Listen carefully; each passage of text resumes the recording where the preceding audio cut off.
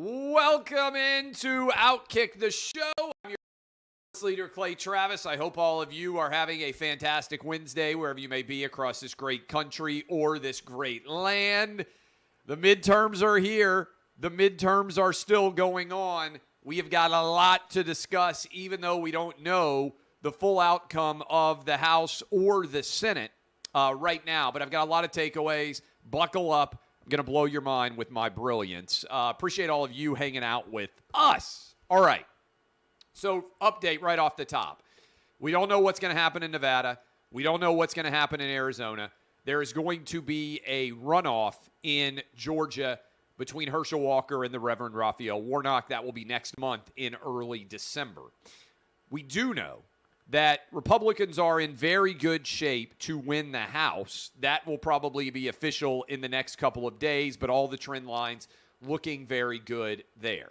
Positives, negatives, takeaways, important aspects of these races. Dive in. This is my midterm analysis. I'd also encourage you, go listen to the Clay and Buck show today where we just spent 3 hours breaking all this down. Thank you to everyone who came to the Clay and Buck election night party last night. I think there are photos and video up on clayandbuck.com if you are curious at all of the party that we had in Nashville last night. So I want to start here.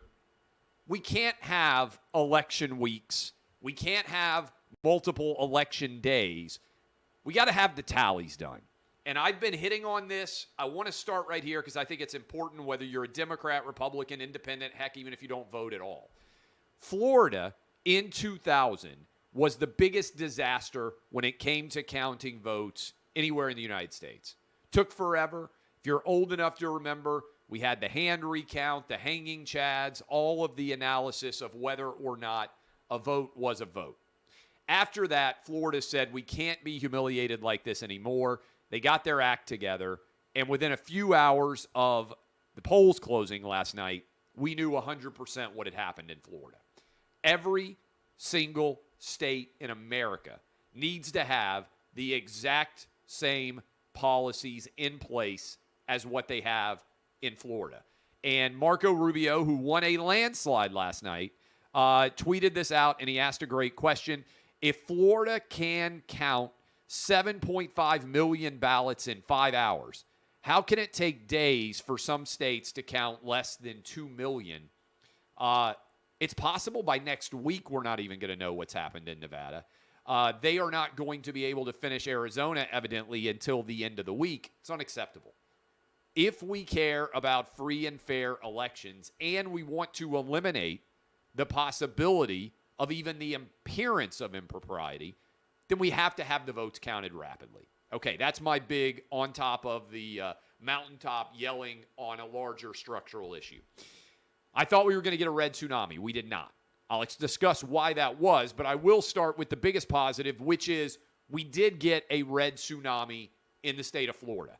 I thought the rest of the country was going to look like the state of Florida did. And I've got some data points for you here that I think are pretty significant.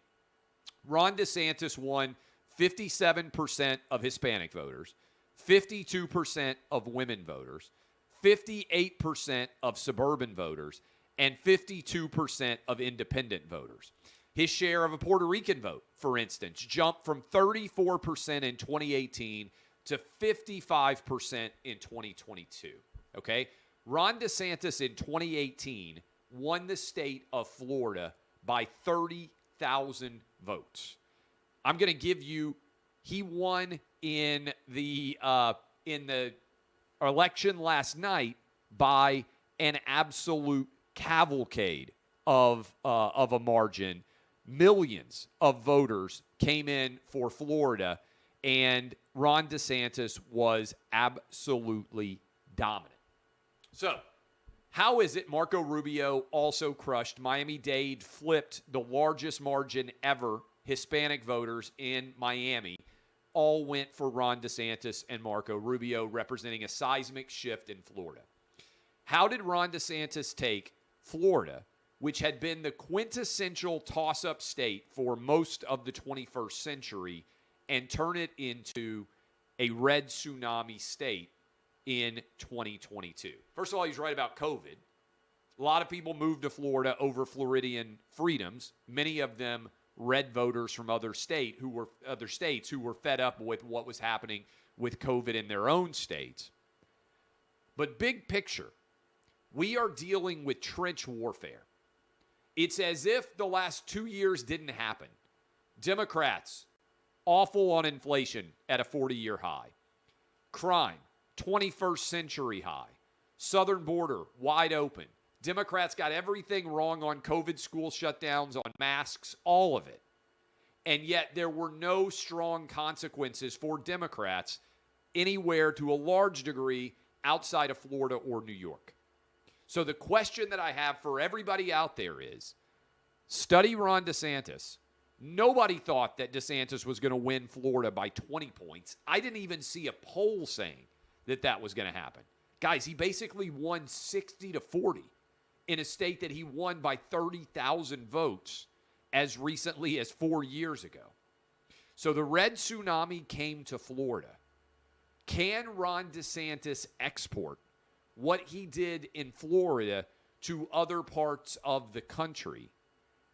That is, to me, the biggest question coming out of these midterms. Also, let me give you a couple of more DeSantis stats that I think are pretty revolutionary. DeSantis won people who've never attended college by 15 points, according to exit polls. He won people who attended college but got no degree by 15 points. Sorry, never attended college. DeSantis won by 32. He won associate's degree by 16. He won college-educated bachelor degree holders by 11 points. And DeSantis even won advanced degree, JD, master's, MBA, MD, PhD by 7 points. I want you to think about that for a minute. Ron DeSantis dominated every group in Florida. How did he do it? And could he translate it to a larger nation? That's a big question because I've been telling you for a year now, get geared up for an epic Republican battle for the nomination between Donald Trump and Ron DeSantis. And it is going to be an absolute Donnybrook. This was an election where 75% of people were unhappy with the direction of the country, yet they simultaneously voted for almost every incumbent's reelection. That is pretty wild to think about. Brian Kemp wins by 8 or 9 points over Stacey Abrams. Greg Abbott trounces Beto. Stacey Abrams and Beto have now spent hundreds of millions of dollars and never come close in this election cycle to actually winning their races. Ron Johnson won in Wisconsin. We've had him on the Clay and Buck show a lot. That was one that I desperately cared about. As I told you, Ohio with J.D. Vance, not close. North Carolina, Ted Budd, also not particularly close when you consider how tight of a state North Carolina is. I told you, and I've been saying it for a long time, this race was going to come down in the Senate to Nevada, Arizona, Georgia, and Pennsylvania. The only shocking result that has come down so far, in my opinion, is John Fetterman winning. John Fetterman is the worst candidate nominated by either party in 2022. And the fact that he won is evidence that nothing matters to Democrats other than power. The guy can't talk. He probably is not healthy enough to do the job of senator. He had the worst debate performance I've ever seen in the history of my life watching debates in America, and yet he won. And that is a testament to the fact that Democrats will drag anybody across the finish line they can. And that's why I think you have to look at the data and be willing to change your opinions. That is why I believe Joe Biden is the biggest winner for the Democrats last night. Biggest winner for the Republicans, Ron DeSantis, because of the red tsunami in Florida. Biggest winner for the Democrats, Joe Biden, because I gotta be honest with you, I thought Republicans were going to dominate and they would sweep out Joe Biden as a result. Instead, I think not getting destroyed means that Democrats are going to stick with Joe Biden and he will be their nominee, Weekend at Bernie's 2 style, even if he is potentially even worse 2 years from now, which seems very likely. So I think Joe Biden, I'm changing my opinion here. I had thought he was going to get swept out. I thought he would announce he's not running again in February or March. I expected Republicans to dominate. And the reason why I expected Republicans to dominate was because Biden's a disaster. He's the worst president of my life. Highest inflation in 40 years, record high crime in the 21st century, wide open border, got everything wrong with COVID, tried to mandate your kids get COVID shots, tried to mandate that you get COVID shots, didn't fight to open up schools. He got everything wrong. And yet it didn't matter. And so one of the biggest lessons that exists out here is we're in such a 50-50 country that what's actually happening in the country doesn't even matter. There were lots of people who flat out said, I'm going to go vote for Democrats because I'm on Team Democrat, even though Joe Biden's a disaster. Democrats, I think, were even stunned at the amount of support that they got in this election because they know Joe Biden's a disaster. And again, 75% of the people who went and voted said the country's on the wrong track. Now, there were enough split tickets, Georgia. I don't know how there are so many people who voted for Brian Kemp for governor and also voted for Raphael Warnock. Biden has a 40% approval rating. How in the world is it the case that Kemp can win a landslide? 8 points is a landslide, given he only won by 50,000 votes last time. Stacey Abrams even had to concede. Yet Herschel and the Reverend Warnock are going to end up in a runoff. Doesn't make sense. Doesn't add up for me. Looks like there's going to be a lot of split tickets in Arizona, too. A lot of people voting for Kari Lake, who says she is going to win when all the votes are in. Blake Masters going to have a harder time getting across the finish line. It looks like in Nevada, Adam Laxalt's in pretty good shape. I think there's a very decent chance that effectively we're going to have a repeat of 2020, and the Georgia special election is going to determine who actually ends up controlling the Senate. But presuming that the House is actually in Republican hands, the biggest part of this election is a win because it means Joe Biden is not going to be able to make things worse. There will be a check to his power. Now, the biggest challenge here is I wanted the red tsunami to arrive. I wanted the red wave to be here. It didn't happen. Didn't happen, at least so far. Republicans can still win the Senate. Again, very likely to have won the House. We'll see what happens in Georgia, Arizona, and Nevada. But so far, the only surprise that I have seen is John Fetterman winning outright and announcing that he won on election night. Now, I also think that I always go back and look at the data and say, okay, what did I miss on? I think you have to constantly challenge your analysis and look at it. I gave too much credence to the polls. Let me start here. The polls have been wrong in 2016, 2018, 2020, and now 2022.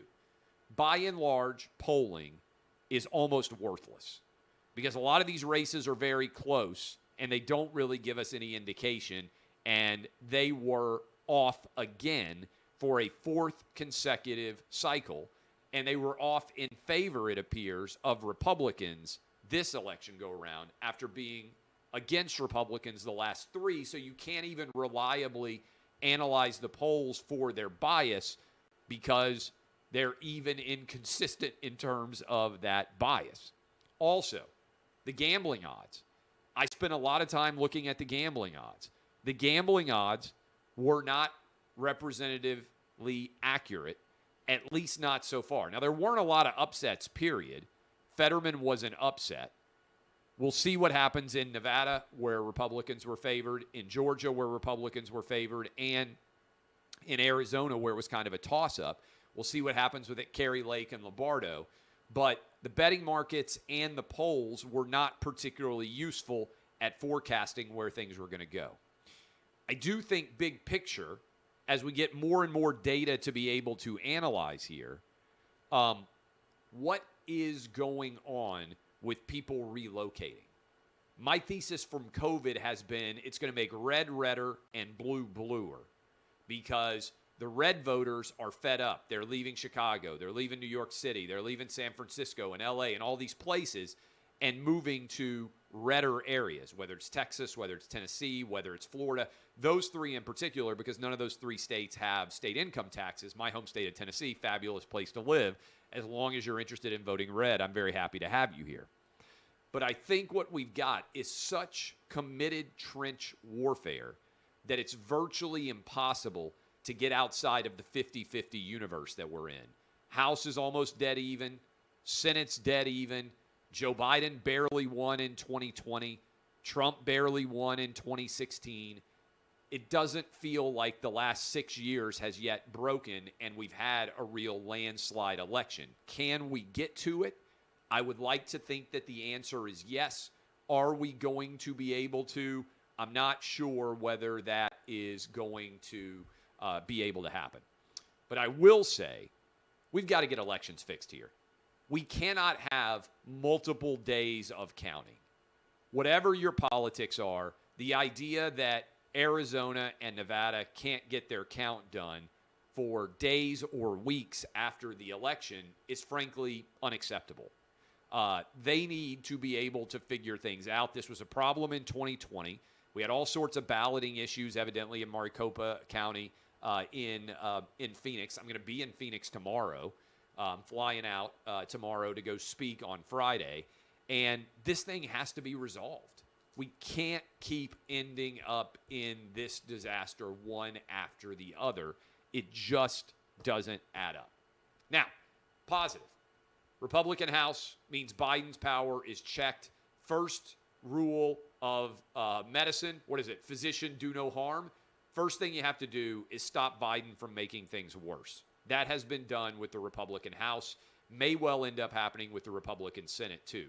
Because we don't know what's going to happen in Nevada or Arizona or Georgia, it's hard to assess exactly what the overall grade, for instance, for Republicans would be. As Buck and I were talking about the show, it's possible the House and the Senate are both still going to flip, in which case, hey, that's a really successful election.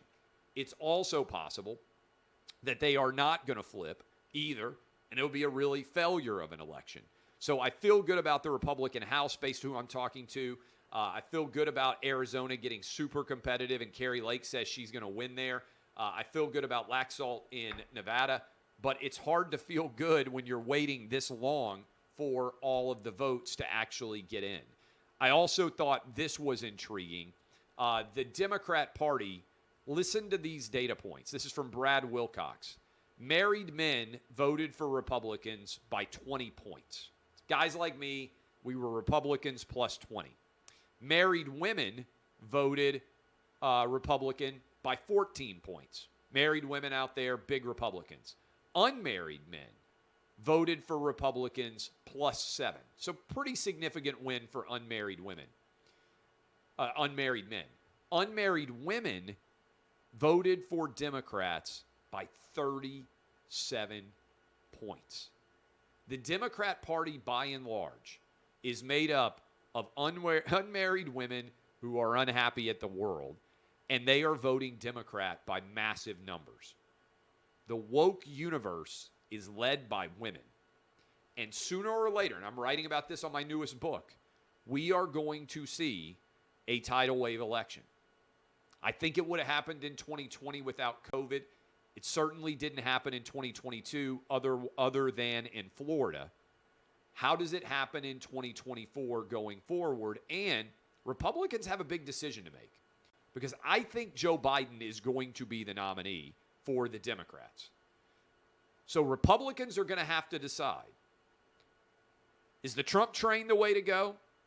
Or do you want to change directions, change conductors, and go with Ron DeSantis instead? Because these guys are the 800-pound gorillas of the Republican Party right now. And I believe Ron DeSantis is going to run. I certainly believe that Donald Trump is going to run. And these guys are going to go after one another with everything they've got. And I believe whoever the Republican nominee is in 24 will beat Joe Biden. I also think Ron DeSantis, if he were the nominee, would have a real chance at winning a landslide election. I don't think Trump's going to win a landslide. I think he'll win. just like he did in 2016 and just like he would in 2020 if COVID hadn't happened. I think Trump will win in 24, but I think we'll all be bleary-eyed waiting like we are right now to see what the ballots in Nevada and Arizona and Georgia and Wisconsin and Pennsylvania and Michigan, all of those states are saying. That's where it's going to come down. We are in trench warfare. It's going to eventually end. But right now, this election might as well have started the day after. It didn't matter the 40-year inflation high. It didn't matter the economy falling apart. It didn't matter about the border being wide open, being wrong on everything related to COVID, the crime, Afghanistan, the disaster that is Ukraine. None of it seemed to matter. People have made the decision, I'm Team Democrat or I'm Team Republican, and I'm voting that way no matter what. Except for some of these ticket splitters, which is going on in Georgia, going on in Arizona. And let me just say this. You idiots who continue to vote Libertarian are throwing power to Democrats. You are. The Libertarian voters kept Herschel from winning outright in Georgia. The Libertarian voters, even though they endorsed Blake Masters, may well have ended up costing Arizona a Senate seat as well. The Green Party's not on all the ballots. How is it that the Libertarian Party keeps getting on and the Green Party doesn't? I think it's because Democrats have decided we're not going to allow a left-wing competitor of the Democrat Party to hurt us. I think this is really fascinating for everybody to contemplate how this is going on. New York State almost went to Lee Zeldin. Florida got the red tsunami. We got a red wave in New York. Rest of the country, not so much. It was an incumbent-protected election. Going to be fascinating to break all this down. We will continue to do so on Clay and Buck. Let me make sure I sent out a tweet thread earlier today breaking down everything surrounding the way that this election has gone down. And a lot of you enjoyed that tweet thread laying out all of my thoughts about the direction of the country. I'll just say this. The Weekend at Bernie's 2 campaign for Joe Biden has already started. He's not capable to be president of the United States, but I think Democrats, you just saw with Fetterman, it doesn't matter whether the person can do the job or not. They're focused on power regardless. And so I believe Joe Biden's going to be the nominee for the Democrats in 2024. Who are the Republicans going to pick to go against him? I think it's going to be Ron DeSantis or it's going to be Donald Trump. How is that going to go? How are you going to vote? Buckle up. It's going to be a wild next 16 or so months. I am Clay Travis. Continue to update you this week. I'll have a show tomorrow right after I finish Clay and Buck, and then I'm headed out for the weekend. I'll be at the Alabama-Ole Miss game. I'll either get my gambling picks up tomorrow or Friday. We had a big party last night. Buck's been in town, so I've had to use the studio in downtown Nashville, so I haven't been in my house as much. Promise I'll get those picks up before everything kicks off. Love all of you. Keep the faith. DBAP, unless you need to SBAP. I am Clay Travis, and this has been OutKick, the show.